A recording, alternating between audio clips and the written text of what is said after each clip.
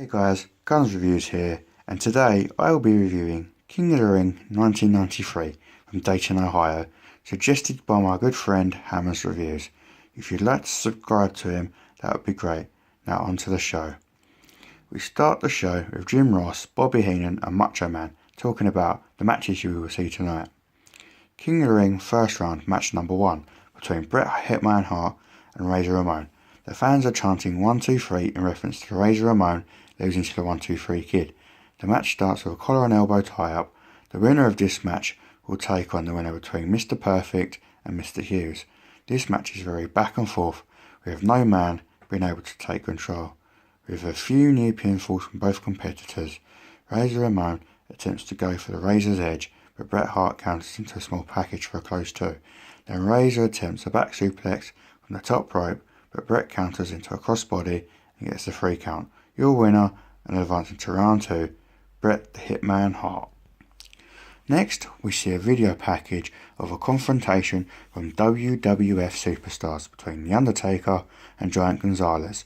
Mr. Hughes goes to take the urn from Paul Bearer while The Undertaker is distracted and ends up hitting The Undertaker over the back of the head with the urn, or being instructed to do so by Harvey Whippleman. King of the Ring first round match number 2. Mr. Hughes versus The Undertaker's urn, accompanied by his manager Harvey Whippleman versus Mr. Perfect. The match gets underway with a collar and elbow tie-up, with Mr. Hughes showing his brute strength. Mr. Hughes tries to use a shoulder tackle, which Perfect counters into an arm drag. Mr. Hughes then starts to dominate Mr. Perfect using headbutts and forearms to the back of the head. Mr. Hughes then delivers a clothesline to Mr. Perfect, followed by a chin lock. Mr. Hughes then botches a power slam, so Mr. Perfect manages to gain the momentum by dropping Mr. Hughes with 2 back body drops, followed by a snapmare. Mr. Hughes goes for the urn, hits Mr. Perfect with it, who wins the match by disqualification. Your winner and advancing to round 2 to meet Bret Hart, Mr. Perfect. Mean Gene Okerlund interviews Mr. Fuji and Yokozuna in their dressing rooms about the upcoming World Wrestling Federation Championship match with Hulk Hogan.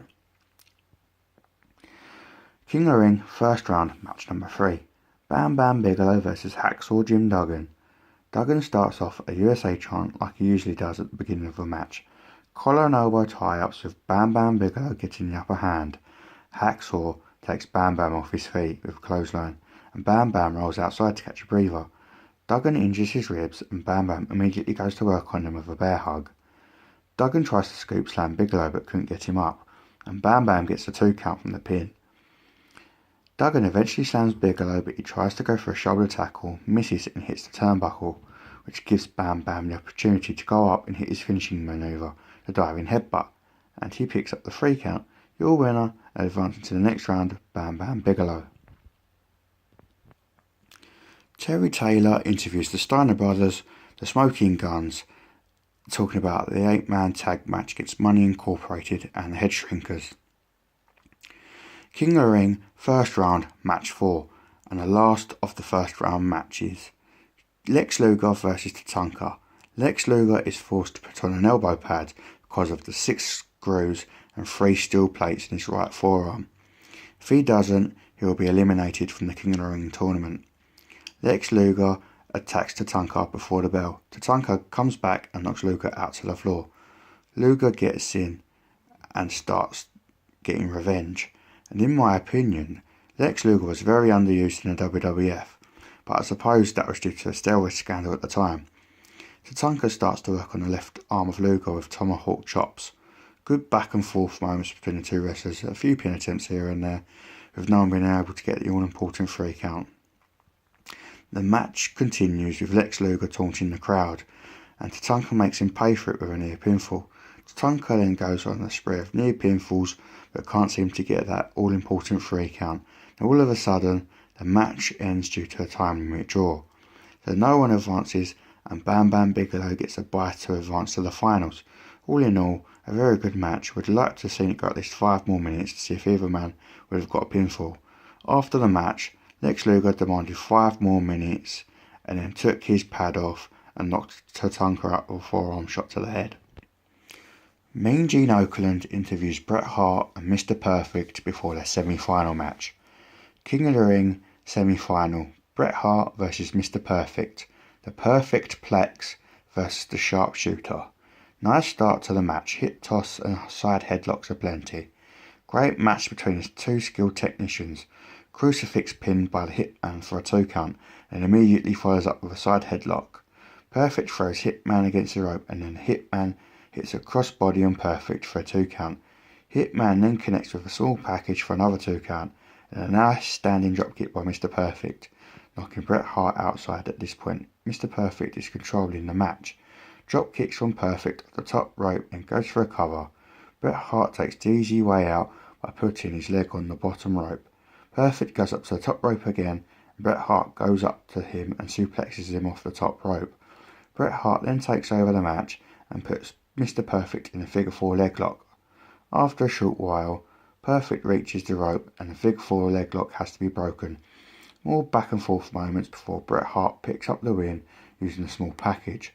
Your winner and advancing to meet Bam Bam Bigelow in the finals, Bret the Hitman Hart. Mean Gene Okerlund interviews 5-time World Wrestling Federation champion Hulk Hogan and Jimmy Hart about the upcoming title match with Yokozuna. Next match is the World Wrestling Federation title match, Hulk Hogan vs Yokozuna, in what is Hulk Hogan's last televised match before heading to WCW. They go for a collar and elbow tie-up with Yokozuna getting the edge. The 555-pound Yokozuna dominates the early part of the match. Hulk Hogan then bites Yokozuna on the nose and Irish whips Yokozuna into the corner, for Yokozuna reasserts his dominance. Hogan tries to slam Yokozuna but fails. Hogan tries to clothesline Yokozuna. Yokozuna counters with a clothesline of his own. Bear hug by Yokozuna, which is a very basic but effective manoeuvre of wearing your opponent down.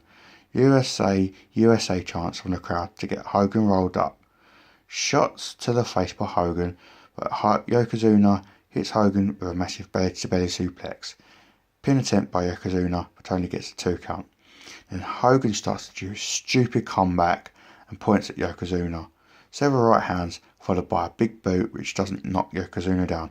Several more shots from Hogan, followed by another big boot which still doesn't knock the big man off his feet. Same thing again, which this time knocks Yokozuna off his feet. Then a leg drop by Hogan and Yokozuna kicks out at 2. Fuji then gets up onto the ring apron and gets poached by Hogan. A fake photographer gets up onto the ring apron and shoots Hogan in the face with a fireball. Yokozuna goes for his own leg drop and gets the 3 count. Your winner, a new World Wrestling Federation champion, Yokozuna. After the match, Yokozuna hits Hulk Hogan with a bonsai drop, effectively ending Hulkamania in the World Wrestling Federation until 2002, when he returns with the NWO. Terry Taylor interviews Mr. Perfect to get his thoughts about losing to Bret Hart. Mean Gene Okerlund interviews World Wrestling Federation Intercontinental Champion Shawn Michaels with Diesel. The next match is an 8-man tag, the Steiner Brothers and the Smoking Guns versus the World Wrestling Federation Tag Team Champions, Money Incorporated, and the Head Shrinkers Samu and Fatu, accompanied by Uffa. In my opinion, those tag team titles Money Incorporated are carrying are the best ever. Ted DiBiase and Scott Steiner start the match collar and elbow tie-ups, back and forth moments, until DiBiase tags in Fatu of the Head Shrinkers and Scott Steiner tags in Bart Gunn. Fatu dominates until he tags in Samu. Frequent tags by the Money Inc. Head Shrinkers team, who are by this point dominating the match. Bart Gunn tags his brother Billy, who then gets put into the $1 Million Dream. But DiBiase lets him out and gets caught in a small package for the 3 count. After the match, all 8 participants get in the ring for a brawl. Your winners are the Steiner Brothers and the Smoking Guns. Mean Gene Okerlund interviews new World Wrestling Federation champion Yokozuna, Mr. Fuji, and the World Wrestling Federation President Jack Tunney. World Wrestling Federation Intercontinental Championship match. Challenger Crush versus champion Shawn Michaels, accompanied by his bodyguard Diesel. Crush quickly gains control of the match, being the bigger man. Shawn Michaels will have to use his speed and agility in order to win this match. 2 dropkicks by a 315 pounder knock Shawn Michaels out of the ring. Crush continues to dominate while Diesel smacks Crush's head outside of the ring, face first into the post. On the outside, Crush rolls back into the ring for a 2 count. Shawn Michaels takes control for the first time in this match, which doesn't last long before Crush takes back control with a backbreaker for a 2 count.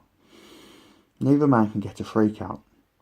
Out comes 2 Doink the Clown smoking cigars, which allows Michaels to hit switching music and cover Crush for the 3, thus retaining the Intercontinental Championship. Mean Gene Okerlund interviews Bam Bam Bigelow about the King of the Ring Finals match. King of the Ring Finals. Bam Bam Bigelow versus Bret the Hitman Hart.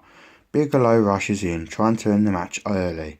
Bret Hart won't be able to match strength with Bigelow, who will have to use his speed and agility.